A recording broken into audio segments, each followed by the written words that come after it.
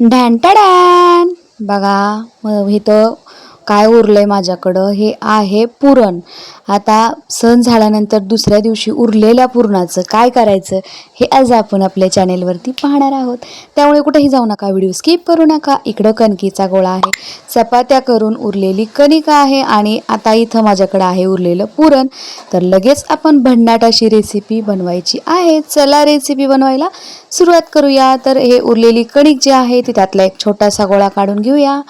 चला मंडळी, तुम्हाला माहिती आहे का, दरवेळेस माझ्याकडं सणासुदी आदल्या दिवशी सण झाल्या दुसऱ्या दिवशी पुरण उरलेलं असतं ना, त्यानंतर माझ्याकडं ही रेसिपी किंवा हा पदार्थ माझ्याकडं हमखास बनला जातो. तोच तर पदार्थ मी आज तुमच्यासोबत शेअर करते. व्हिडिओ आवडला तर लाईक करा आणि कमेंटसुद्धा करून सांगा की तुम्ही हा व्हिडिओ कुठून पाहताय. तर यातला एक छोटासा गोळा काढून घेतला, त्याच्यातली एक पारी लाटून घ्यायची याची मस्त अशी.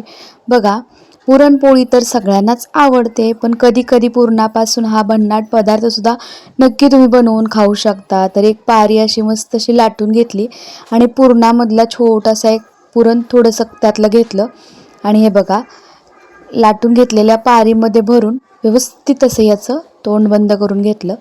तर हे बघा मस्त. तर या सगळीकडून व्यवस्थित असं हे चिमटीत मिटून तोंड व्यवस्थित बंद करून घ्यायचं आणि याची मुरड घालायची.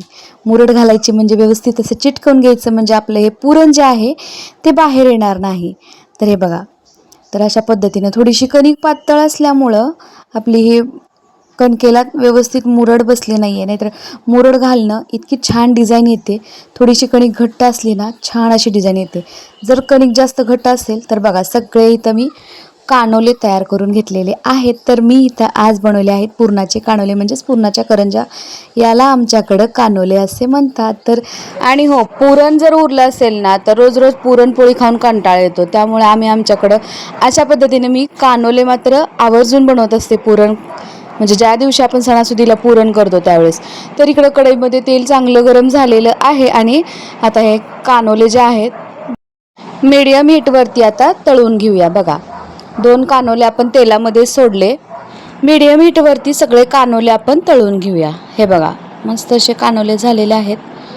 छान अशी गॅसची फ्लेम मीडियम ठेवायची आणि मस्त असे कानोले तळून घ्यायचे. आता हे गव्हाचं पीठ असल्यामुळे काय होतंय, फुल गॅसवरती जर तुम्ही तळले तर लगेच पटकन कानोले वरून तर लगेच त्याला लालसर असा कलर येणार आणि आतून ते कच्चे राहणार.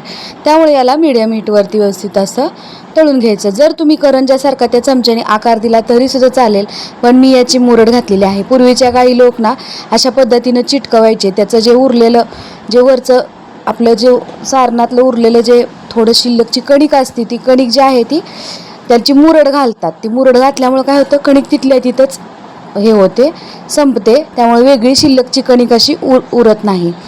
तर इथं मी सगळे कानोले व्यवस्थित असे तळून घेत आहे. बघा, तर माझ्या मुलांना ना हे कानोले प्रचंड आवडतात. बेसिकली माझ्या मुलाला खूप आवडतात. त्यामुळे ना दरवेळेस पुरणपोळी केल्यानंतर दुसऱ्या दिवशी आमच्या घरी कानोल्याचा बेत तर ठरलेलाच असतो. तर तीच तर रेसिपी मी आज तुमच्यासोबत शेअर केलेली आहे. रेसिपी एकदम साधी सोपी आहे. बघा मस्त आहे. आणि तुम्हाला अजून एक याची खासियत सांगते, हे कानोले तुम्ही वाफवून जरी खाल्ले तरीसुद्धा खायला छान लागतात. तळावं असं काही नेम नाही आहे.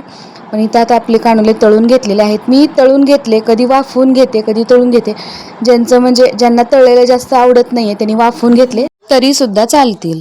तर तुम्हाला माहिती आहे का ह्या कानोल्याचं वैशिष्ट्य, म्हणजे आमच्याकडं पंचमीच्या वेळेस अशा पद्धतीनं पुरणाचे पातोळ्या केल्या जातात किंवा कानोले केले जातात. पातोळ्या पण म्हणतात, कानोले पण म्हणतात. मग ह्या कानोल्याला तळून न घेता पंचमी दिवशी आपण वाफवून घ्यायचं. मी अशा पद्धतीनंच कानोले करते, फक्त याला वाफवून घेते. किंवा दिंडे पण म्हणतात, दिंडे पण केले जातात अशा पद्धतीनं. दिंडे कसे बनवायचे ते सुद्धा तुम्हाला पुढं आपल्या चॅनेलवरती पाहायला मिळेल किंवा मी पंचमीच्या वेळेस आवर्जून हा व्हिडिओ दिंड्याचा टाकेन, तुमच्याबरोबर शेअर करेन. तर आत्ता तुमच्याबरोबर मी कानोलेची रेसिपी शेअर केलेली आहे. रेसिपी कशी वाटली मला आवर्जून कमेंट करून सांगायचं आहे.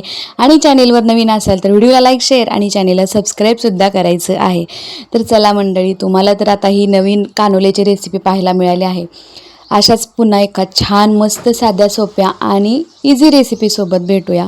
तोपर्यंत मस्त खायचं आहे आणि मजेत राहायचं आहे. आणि हो, चॅनेलला फॉलो सबस्क्राईब नक्की करायचं आहे.